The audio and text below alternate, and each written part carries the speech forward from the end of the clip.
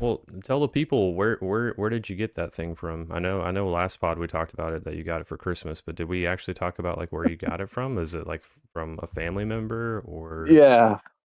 Leo here, my guy. Yeah. Old buckshot. buckshot? Nice, man. It was a gag gift, but it's not a gag That at is all. no gag gift This is whatsoever. this is a real gift. Yes.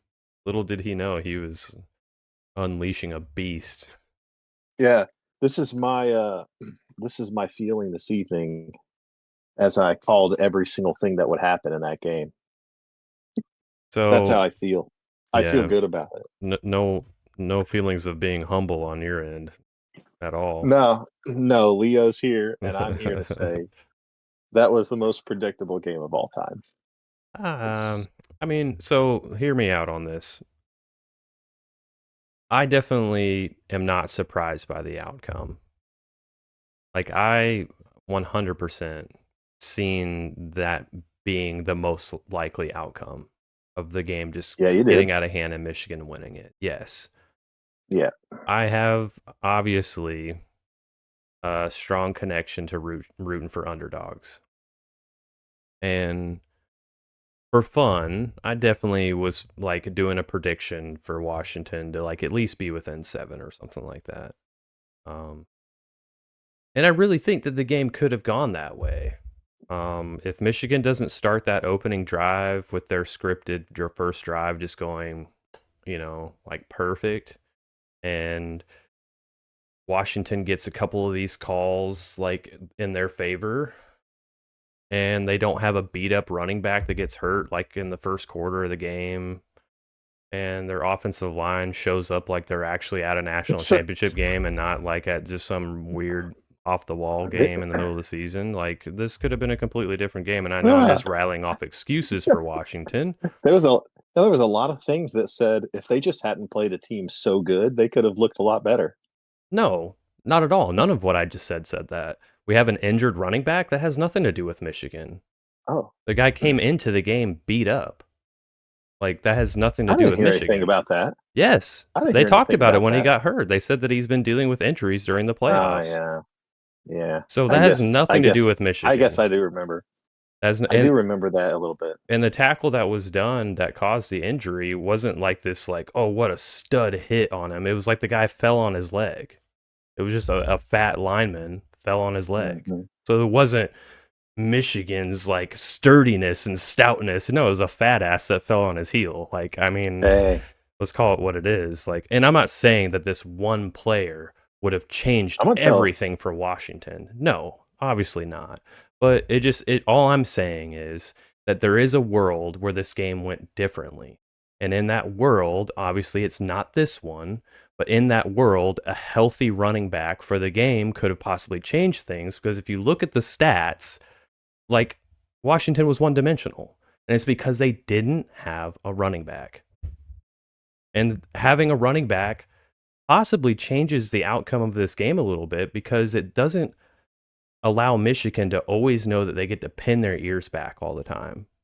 They have to take into consideration the running game. They don't get to always just pin their ears back and go for the quarterback. So I feel like in a different world, this could have gone differently.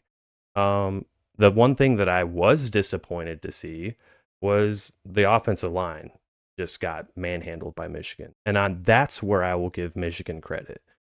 The offensive Hmm. line, for one, I don't think, I mean, I didn't watch a bunch of Washington's games, but obviously they're not very good. But Michigan clearly showed that they are deep on the defensive line and they are Hmm. very good on the defensive line. Um, so, Now, but now, now that's where I actually have to play devil's advocate right there. This is where I'm going to step in and be more on your terms with this one. We knew that Michigan would take over. That line was incredible. Yeah. That defensive line was going to chase them. A couple of points I want to make on it is uh, before I get to being kind of a little bit more favorable towards Washington. And I do just want to say, I don't think Michigan cared about that running game at all. They were never going to respect it. They didn't have in their game plan at all. They were only going to make sure that there was not any blown coverage. They were playing safe. They weren't going to let a big run happen, and they were going to play. They were going to play coverage. They let those four linemen run through that offensive line Yeah. because they knew that those four linemen could get through without any extra blitz packages. They had to throw blitz packages at Alabama. They didn't have to throw them at these guys. Now, that being said, But they did. uh, who did? What did they do? Michigan threw blitz packages at Washington. Not a whole lot. It was the No, it line. may not have It been a was whole just lot, the but they line. did. Yeah, on a handful of occasions they In did, the fourth quarter, when and it Washington's got within through. 7, they had to start throwing blitz Uh-huh. packages at them. Yeah, I agree. They did throw some, but that entire game plan, if you're talking about the majority of the game, they didn't worry about the blitz at all. Because they had They to knew take that into they're. consideration the run until they realized that the running back was not going to be doing anything. When I, the I second think half it went the. changes. I think it was the other direction. I think they were never worried about the running game at all. They And didn't I have mean, anybody on the line. They didn't have anyone on the line at all. They were going to let those four guys and occasionally a corner or a linebacker sit in there, or whatever, whoever you want to blitz, right? The extra person yeah, occasionally. But they just knew that line, those guys were going to control that, and they were going to get through that without any other help, without any other yeah, support. And they did get through it a lot. And yeah. I was wrong. I was wrong about that quarterback being disgusting at the end of the game. He was hurt because he got hit, but and this is where I want to finally make my point too, is that I think Washington's guys gave. I think they're actually pretty good. I think they're actually Yeah. good. Just, just uh, Michigan's just overwhelmingly just awesome. That Yeah. offensive line really, and again, it's two ways because one, Michigan was never really worried about them, which is why they just allowed their defensive line to go through it. But I think that offensive line of Washington, I just want to give them kudos to say that they played they played their freaking hearts out. Like their effort to try to contain it, that Yeah. effort, and you could tell that the effort was there because the quarterback's jersey was pretty clean at the end. So hits are one thing, but grass stained freaking sacks are another. Yeah, well, they're on And turf field so, too, though, so that kind of affects that a little bit. But shoot, man, you take that whole point and throw it out. Take that whole point and throw it out. It was a turf field. yeah, So take that whole point and throw it out. Washington's offensive line is terrible. no, Michigan only needed four players to get through it, and their yeah. quarterback was hurt by the end because they overwhelmed them. Well, I got to disagree with you. I still think that their quarterback's disgusting. I honestly Uh, think that yeah, there at the end in the fourth quarter, there was one deep ball that was called back by a hold that could have gone either way, and then like if that hold doesn't get called, um, Washington could very well still be in this uh, game late, and he was making some good throws even under pressure. And yeah, yes, he was making some bad throws under pressure. But again, like I said to you guys during text, like it's the number one defense in the country. yeah. Michigan Well, is the I number never. one defense in the country. They have one of the uh, best, if not the best, secondaries in the country. Agreed. So I still think Agreed. he's him. I still think with an offensive I never line, said he wasn't.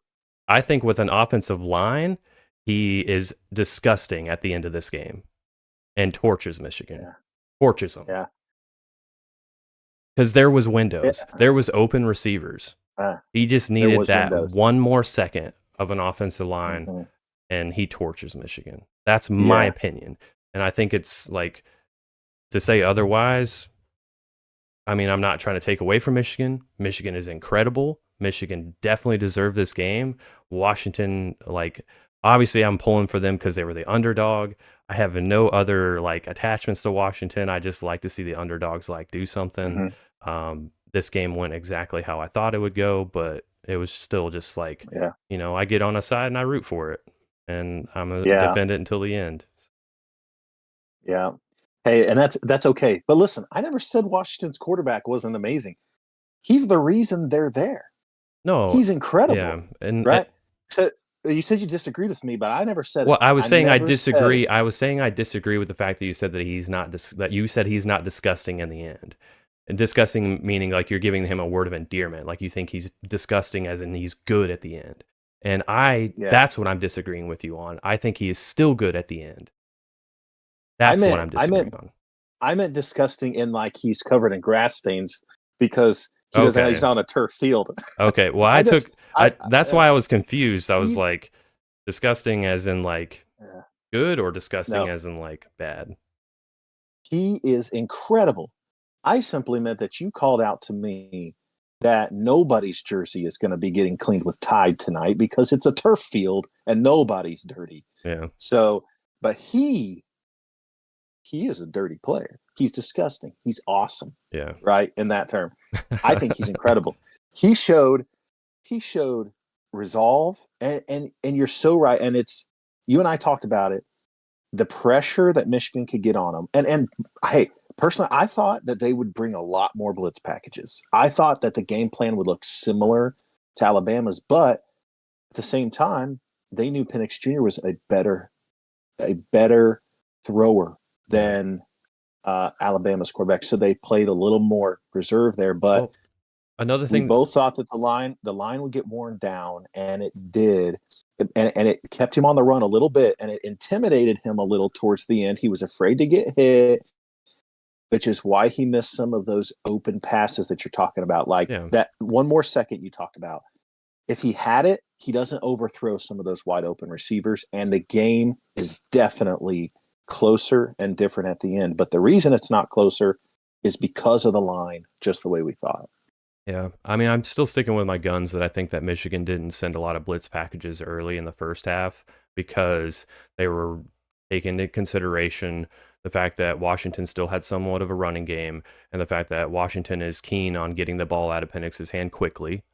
So they're not going to send blitzes just for him to dump it underneath them, like underneath the blitz right behind it. So they waited for their blitz packages for the second half and late in the second half when they seen that Washington was one dimensional. So I don't think it was like Mm-hmm. necessarily that they were not worried about the run game. I think they were worried about the run game because if they're not, that's ridiculous. Like, why would you not be worried about a running back that rushed for over 1,000 yards this year? And then second of all, like again, I think they're just this is a national championship game, and like I think they just had a plan of let's just sit back, see what they're throwing at us, and then as the game goes along, then we start blitzing and throwing packages at them. Mm-hmm. And I think it wasn't because of this like cockiness of like, oh, we're not worried about their run game, but Yeah. that's just my opinion Perhaps on they it. were. Yeah. Perhaps they weren't as cocky as I made them out to be. However, I still feel like they said we're going to pick our poison, and we're going to let them run if they want to try it. But we're going to set up. We're not going to let any big runs happen, and we're not going to let the big throw happen. Yeah, I think that's what they were. I think that's what they mainly game planned for. So yeah, maybe not as cocky as I made it out to be, but it is certainly, I think, was the game plan was which poison can we contain the most, right? We'll yeah. let him run. We think we can stop big plays.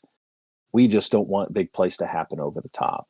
And then on the other hand, I don't know how Michigan's running backs got such wide open fields in the beginning. It's like Yeah. those first plays, like they hit, and then there was just this hole. It seemed like they were using good like patience. They were using good like motion of the tight ends and counters. And it worked out beautifully in their favor early on. Washington seemed very Mm-hmm. confused about like what gaps they were supposed to be covering and stuff because of the motion and the counters and then adding the patience of the running backs, like just kind of taking their time and finding the hole. Like it just worked out really well for them. Mm-hmm. When I mean, gosh, man, after that second long run by I believe it's Edwards, number 7. Is that right? I hope I'm I getting his think last that's name who right. that. I think that's who that. I think that's who got it. Yeah, after that second long run by him, I was like, "Oof, this is gonna get ugly." But Washington made some good Yeah, adjustments. But they did. but hey, man, I'm Yeah. done getting fired up about Washington. You know, like I went into this game, obviously, like I said, pulling for them. So that's why I'm bringing so much passion to this conversation. But I really have Like I did. I have no quarrels with it, and I'm completely content with how this game went. But Yeah. So am I. I love the conversation that we can have with two teams that we don't even root for. yeah, yeah. I feel That's like what we can bring to it. I feel like I But get that's the way. so Go passionate ahead. about this kind of stuff because like my team has just been that underdog for so long that anytime I see an underdog I my heart goes out to them and I want to see Hmm. them like stick it to the man, like get Yeah. through that other team that everybody's just like, oh no, they're just gonna walk all over them. When I hear people say that kind of stuff about any team, I'm just like no, okay, just Yeah. because somebody said that, now I want to root for this team. And Yep. because I Hmm. guess It's cool it's really cool. I love those stories, and I will say, and I think, the one of the last things I want to say about the game is that giving Washington the kudos that those kids deserve is that it wasn't right a 60-point game. yeah.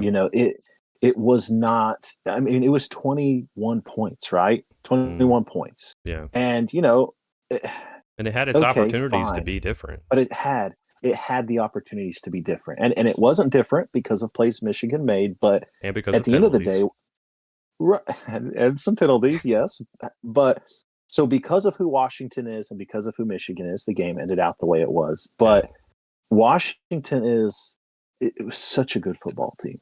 Yeah. And, they just went up against one of the most unstoppable teams that I can ever remember seeing and thinking about. Yeah. That Michigan squad is just amazing. I mean, I can't imagine the clash. If Imagine this. You took this year's Michigan team Hmm. versus last year's Georgia team. What a football game. Yeah, that would have been a good game for sure. For sure. I mean, if we could take like somebody could take like do like a mega simulation package or something where you take the two teams Yeah. from different seasons like that and put them against each other. Because Good you have grief. that What a just freaking team.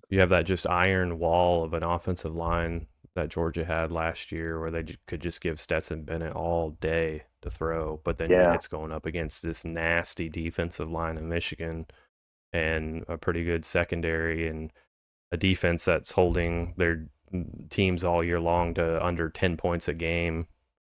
So Hmm. What do you think Penix does in the NFL? Is he a star? Does he become a starter? Is he a top 16 quarterback in the league, 10 years or 5 years from now? I I don't mean, know. he's that good. I don't know. I think he's good, and I think he's good enough to be that. I just think the NFL is so weird now, man. Like there's so many elite quarterbacks that go into the NFL, and there's almost like there's just this like weird politics going on in the NFL with like who gets kind of like brought into the circle of like, oh, you're going to be the franchise quarterback. I feel like there's just a lot of quarterbacks out there that I don't know. Like you would think that they would be great quarterbacks in the NFL, and then something happens, and it's just weird. And then you see them go to another team, and all of a sudden they're kind of like playing well with another team. Um, Yeah. I mean, like just to think of somebody like Baker Mayfield is a good example. Like you see him like when he initially went to the pros, and he had his ups and downs, and the next thing you know, he's like being like I don't know if it was like traded or whatever happened. And then you don't hear about him for a little while because he's at like Carolina, I think it was. And then all of a sudden he's like with Tampa Bay, and I think he's been doing pretty well at Tampa. But and then you look at like I don't know who's that guy for Jacksonville right now that played for And Clemson. Trevor Lawrence. Yeah, you would think like looking at him going in the NFL, you're like this guy's going to be a great NFL quarterback, and then like I don't know. I think Jacksonville's having a better year this year, but like last year, I think they were like people were talking about Trevor Lawrence not being what they thought he was going to be. I don't know, but I don't Yeah, even know I if think he's. he's doing okay. I don't even watch enough NFL to be really having an opinion on this. But I just feel like, I guess to the point I'm trying to make is like I feel like it could go either way. Like I think it's just going to depend on what franchise he ends up at, and what kind of offense they're wanting to run. But I think there's a world where he could be a great NFL quarterback. I really think that all the guy needs is time. He doesn't seem like the Lamar Jackson type that has the scramble aspect as much. I think he's more of a stick in the pocket and sling it, and he's got obviously some arm talent. Just needs some time, and then in the NFL, he can have some time, but then he's going up against some top notch defensive backs, and there's so many other things that factor into it. But we'll see. Yeah, We'll see. I think. I think technically, Yeah, yes. To answer your question, I think he'll do well in the NFL, but the NFL yeah, I is think this. crazy.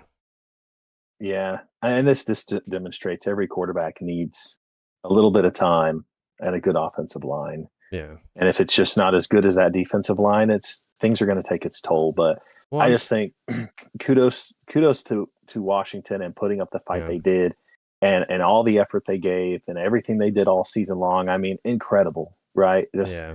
This awesome. this was just meant to be Michigan's year. You could just tell.